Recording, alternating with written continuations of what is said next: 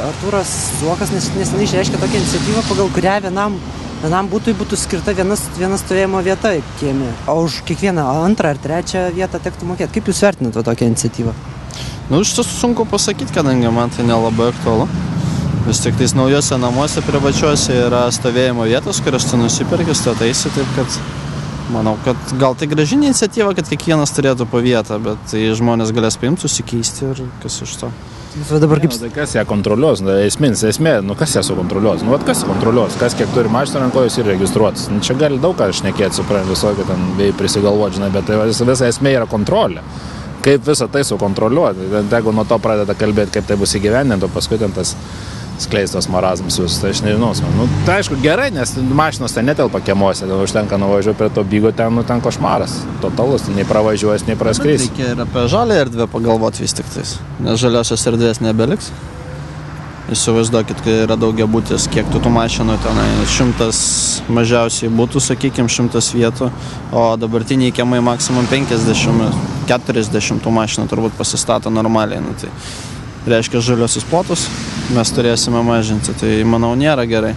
Jūs atsakėt, kad naujuose būtuose tą vietą tiesiog turi išsipirkti, čia nebūtų bandymas šiais laikais tą kažkaip irgi įteisinti, apiforminti senose kiemuose.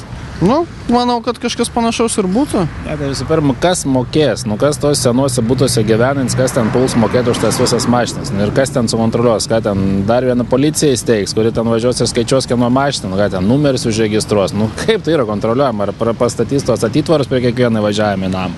Sakot, kad pats kontroliavimo klausimas jums nėra suprantamas. Čia dar viena utopija, man gal. O koks būtų tada racionalus sprendimas, kaip ištraukti tuos automobilius iš kiemų? Ar investuoti daugiau į viešąjį transportą, ar rengti požeminius antžeminius garažus miegamosiuose rajonuose? Tai čia nemanau, kad čia jau dabartinė problema yra, čia po sovietinės statybos problemos yra, tarkim, nuvažiuoju kitur Europoje, kur yra, tarkim, modernės statybos, niekur tokių problemų nėra. Atvažiuoju visada atras vietas, kur mašiną pasistatyti. Ir už nieką mokėti nereikia. Ten tikrai visi ir nemokam. Gatvėse dar kažkur atvažiavai ir statyks tas mašinas. Pats planavimas yra toks. Tai ką čia padarys, aš ten nelabai įsivaizduoju, ką čia galim padaryti. O kur uždrausi, o kur tas mašinas išvarys iš to kiemo. Ir stovi daugiabučių kvartalas, ir kur tu žinos, kokio namų stovi mašina. Tai dabar atvažiuoju, aš irgi Borutos gatvėje gyvenu, 3 namai, tai prie mūsų namų stovi visų kitų 2 namų mašinos. Ir kas dabar susikontroliuos, kokio čia namų tos mašinos. Kažkas atvažiavo, kas stovės policininkas ir klaus, iš kokio būdo tu registruosi vis. Jeigu atvyko svečiai, tai turi būti ir bendrasios erdvės kažkokios padarytas, aš manau, yra neįmanoma iš tiesų. Tas pats kaip su visais naminiais gyvūnais, ir kas ką registruoja, ir kas kiek surenka pinigų, ir kur čia visi suregistruoti. Nieko čia nepadarys.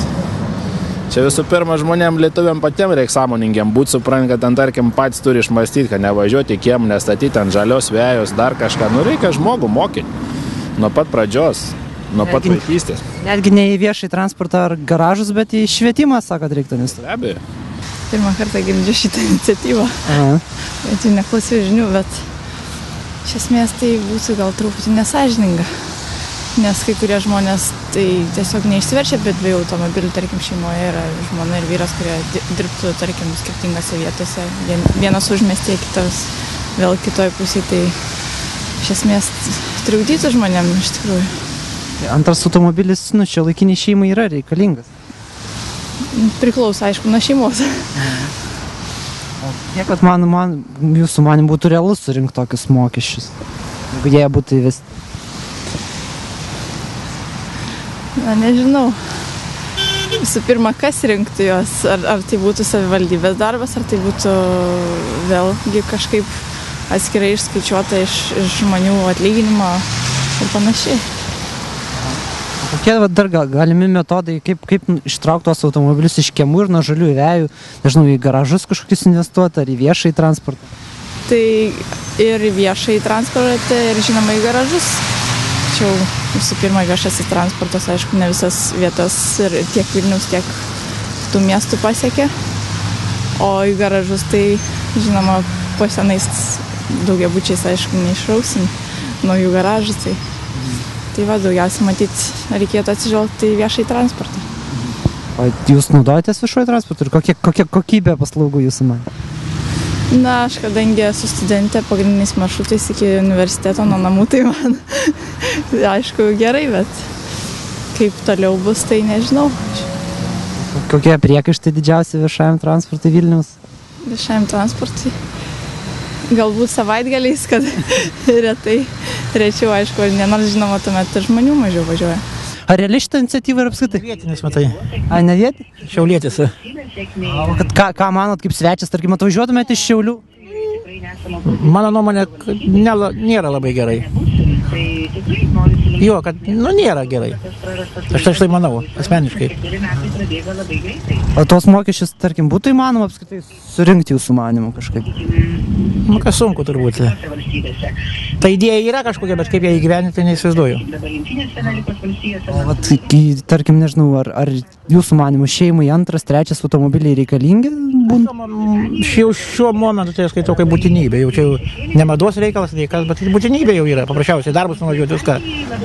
Tai atstumai, tai didelį viskas. O Šiauliuose susidurėt su užstatytų kiemų, ten žaliųjų vejų problema? Ateina jau tas, ateina Šiaulius, ateina jau. Ir jau yra sunkoka, Paskutinį čia pusmetį metai laiko. Jau irgi sunkoka, parvažiuoju vakarai namus, jau reikia pažiūrėti ieškoti. Kalbam apie kažkokius irgi sprendimus tam? Kad mieste dar turbūt ne, dar niekas nieko. Dar ramu polkas. Jūs manot, turit kažkokią irgi idėjų, kaip galima būtų tą spręsti, kad nestatytų žmonės, kaip papuola, kur papuola ir... Čia gal sunku pasakyti tų idėjų, sunku dabar spręsti, jau reikėjo kažkada anksčiau spręsti turbūt tas problemas. Įtariu, kad sudėtinga būtų, tada galėtum užrašyti savo mašiną močiutei ir neįstovėtų taip pat tam tavo kieme. Jo, tikriausiai būtų sudėtinga. Bet jeigu yra problema, tai reikia ieškoti aišku sprendimų. Kaip jūs manot, koks galėtų būti sprendimas? Kitas tarybos narys išreiškė tokią idėją, kad būtų galima statyti kažkokius požeminius antžeminius garažus miegamuosiuose rajonuose. Jeigu atsiranda investuotojai privačios struktūros, kurios tai daro, kodėl ne? Kaip dar galima galbūt į viešąjį transportą investuoti ar nerealu? Argi žmonėms labai aktualus yra važinėti su viešuoju transportu, kurie gali pirkti 2 mašinas ir daugiau? Nelabai. Kai toks transportas viešasis. Bet jis gerėja iš tikrųjų. Aš pastaruosius porą metų kaip tik tai jo naudojuosi. Gal realu iš tikrųjų, jeigu jis būtų patrauklesnis šiek tiek ir įvaizdis jo toks šiek tiek yra dar nuo sovietinių laikų užsilikęs, kur vairuotojai nekenčia keleivių, viskas purvina, įlipa koks nors kvepiantis, švelniai tariant, vyriškis ir pusė autobuso išlipa. Iš tikrųjų, tai manau, kad čia galima šiek tiek pasistengti, nors tas transportas ir taip jau gerėja iš tikrųjų. Žinot, man labai sunku dabar kažką pasakyti, nes aš nebute gyvenu. Nes mes šeimoje turim 2 mašinas, tai aš gal ir būčiau nelabai patenkinta. Tai čia tu būtose gyvenančių šeimų atžvilgių sakot, nėra labai protinga. Tiesiog nežinau, gal nėra labai patogu. O ar naudinga, tai sunku pasakyti, bet nepatogu šeimai. O kiek šeimai šiuolaikiniai iš tikrųjų tas antras automobilis reikalingas ar net būtinas, tarkim? Ar galėtumėte išsiversti dabar su vienu tik automobiliu? Galbūt bute gyvendami, tai mes galėtumėm išsiversti, bet už miesto gyvendami, tai mums sunku būtų. Sakau, man labai sunku kalbėti, nes mes už miesto gyvenam, tai mums automobilis tai yra būtinybė. Bet manyčiau, kad bute tai galima išsiversti ir su vienu automobiliu. Kokias jūs turėtumėte idėjas, kaip nutraukti tos automobilius nuo žaliųjų vejų, tų perpildytų kiemų, kurie stato, bet kaip į viešąjį transportą investuoti, ar į garažus kažkokius... Gal daugiau investuoti į aikšteles, nemokamas, pavyzdžiui, kur nors prieigose, prie centro ar prie senamiesčio kažkur. Ar tiesiog privažiuoti prie miesto, būna didelė stovėjimo aikštelė, kad žmonės galėtų pasistatyti ir paskui važiuoti su visuomeniniu transportu. Daroma, vakarų Europą.